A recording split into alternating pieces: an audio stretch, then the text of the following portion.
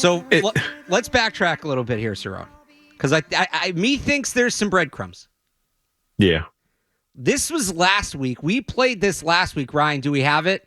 Of Jayden Daniels' college coach, Brian Kelly, when he was asked about Daniels' future. Ryan. He is going to be so committed to taking care of himself that you don't have to worry about size or he doesn't weigh enough. Lamar's done a pretty good job with his size. I think Mahomes, I wouldn't consider him a giant because he's going to get the ball out to the playmakers and make plays for Washington. Ooh, for who? For Washington. That's right. All right. So, and a lot of people kind of pointed out that Brian Kelly was specifically asked about the Commanders when he was asked that question. But I've heard enough coaches ask the question, what would so-and-so player do for so-and-so team, and give a very general answer. You don't usually see them give a specific. So people were quick to pour water on that, and fair. But then Adam Schefter, let's put it on the table here. Adam Schefter knows things. Mm-hmm. Yes, he does. And what did he have to say, Ryan, about Jayden Daniels again? Run that back for me. If we have it. I know we're not supposed to spoil picks. We'll see how the Commanders decide to move forward with the number 2 overall selection. But a little over a few weeks out, to me, I think the signs continue to point to Jayden Daniels being the 2nd overall pick at number 2. Seems like he's popular in the scouting community. Okay. So now we have Adam Schefter. You know what that sounded like to me? Where he says, I know we're not supposed to tip picks, but that sounds like a guy who knows something, whose network wants people to watch the draft, so they don't want all the picks known ahead of time. Yeah. That's what that sounds like to me. And I know there was, and keep in mind, after all of this, a report came out this week that Adam Peters loves Drake May, and he used to just go down to UNC and watch him practice. He used to go hang out in Chapel Hill and watch it. So, again, are there some breadcrumbs here? Yeah. Are there some breadcrumbs here? Because we came away from the pro days the other week, and based on the sound that was coming out of that, I said, maybe because I've been Jayden Daniels 2nd overall since like December. I've been on that since December, and I was kind of sitting there like, all right, yeah, I think he's going 2nd, and then after the pro days, I still feel the same way about the player, but I wonder if maybe I was wrong about how the league saw him. Now I'm hearing all this. Schefter, well, we can't tip the picks, but I know we're not supposed to spoil picks. Them in. Right. So give me it one more time, Ryan. Give me that clip one more time. I know we're not supposed to spoil picks. And then he spoils the pick. Yeah. Are you buying what I'm selling, Cerrone?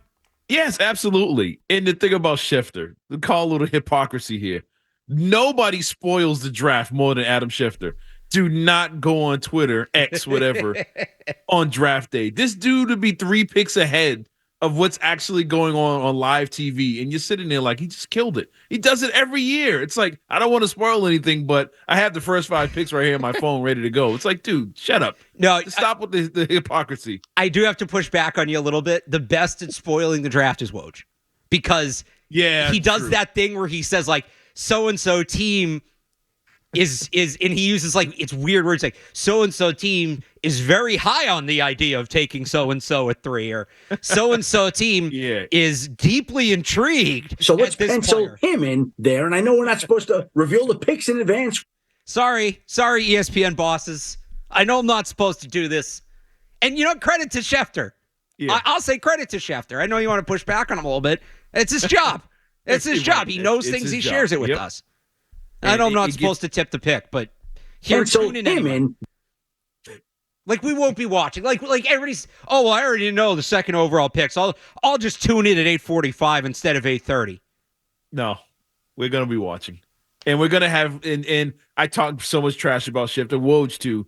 Woj on draft days, they're horrible human beings. But I will have my notifications turned on from both of them because I want to see exactly what's going to happen before it happens. But yeah, I mean, when he says stuff like that, it's like, okay, well, who are the Patriots drafting then? Let's go on and move. We got picks 1 and 2 is already done 2 weeks ahead of time. Let's go ahead and move on to pick 3 and see what kind of breadcrumbs he leaves to Foxborough. Well, I remember a couple of years ago they made a point because you used to know, like the first pick we'd find out kind of right about now. Usually early April, the team would, you'd get some report. Yeah, they're taking this player.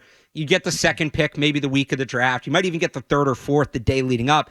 And then it was 19. It was the Kyler Murray draft where they did like nobody said anything. And it was actually kind of cool to watch the draft go through. And I appreciate not tipping picks. I'll give you a quick story time here. This would have been the 2013 draft. It was the Aaron Dobson draft. And I'm in college and I'm watching the draft with a couple of friends and we all agreed, all right, nobody look at the phones because they tipped the picks and we want to enjoy this and we want to see, how many, we want to play along and where's this guy going to go? And my buddy's sitting in the back of the room and he keeps going, oh, they're taking this guy. Oh, they're taking this guy. Oh, they're taking this guy. And he's just like 35 picks in a row he rolled off. To this day, he will not admit he was looking at his phone. He was in the back of the room, so we couldn't see him. I still think he was looking at his phone. But if not, it was one of the most impressive things I've ever seen. He had something back there. He had to have, right? Something, yeah. Still won't admit it to this day. So, all right, Jayden Daniels, it sounds like it's second. How are you feeling about Drake May? How are you feeling about him for the Patriots? I'm fine. I mean, I at this point, I've been fine with either one of those guys. I'd be fine with Penix too, to be honest with you. But I'd be fine, and I think just no matter which one you pick, each one of those three guys are a little different in their own way. But I think now the pressure would be on the coaching staff. It's up to them to get that, to clean up whatever issue that player has that kept him from being number one. Okay, Jayden Daniels, your size. It's, you don't slide. You take care of your body. You take some shots.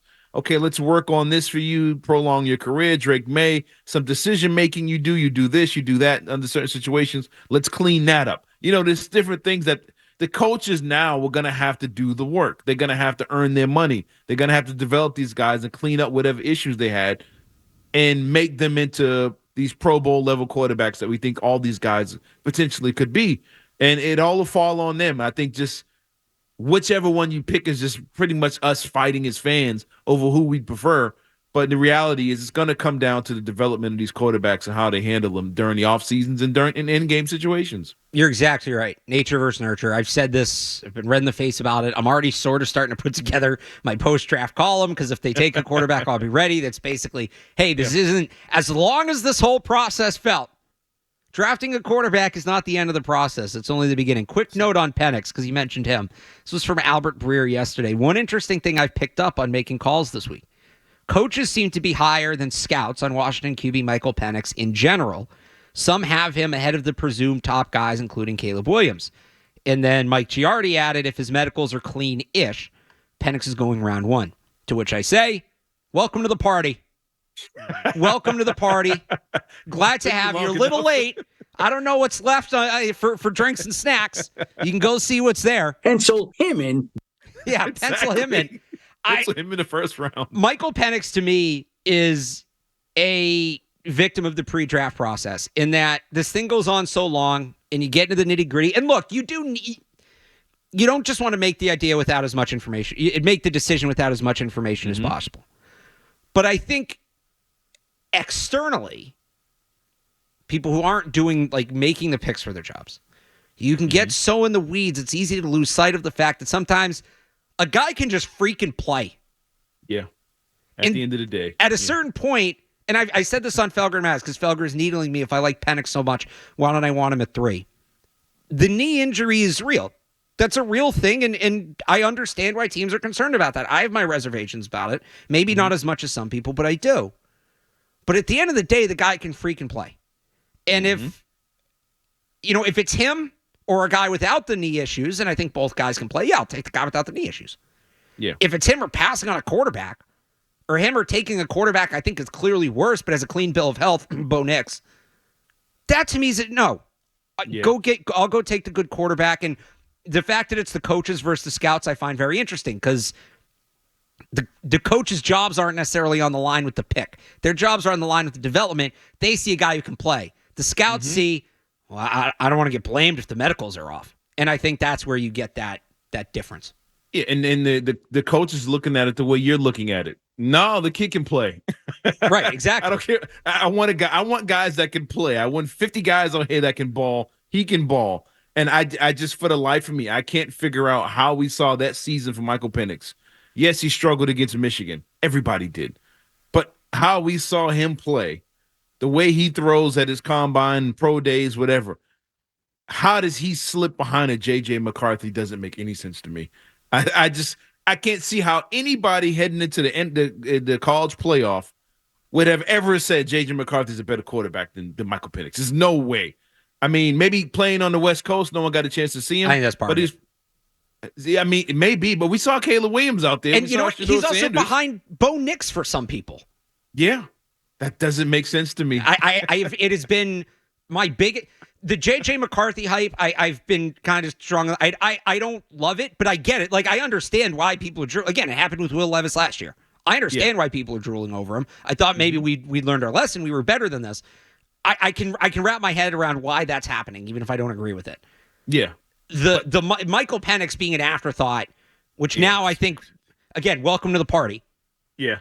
I think we've caught up with. So yeah, I mean, just real quick, if Michael Penix was playing at Michigan, he would go number one. Oh, absolutely! The numbers he would have put up at Michigan would have been incredible. And throw to Roman Wilson and Colston Loveland, absolutely. Behind that line and with that run game and defense, come on, absolutely.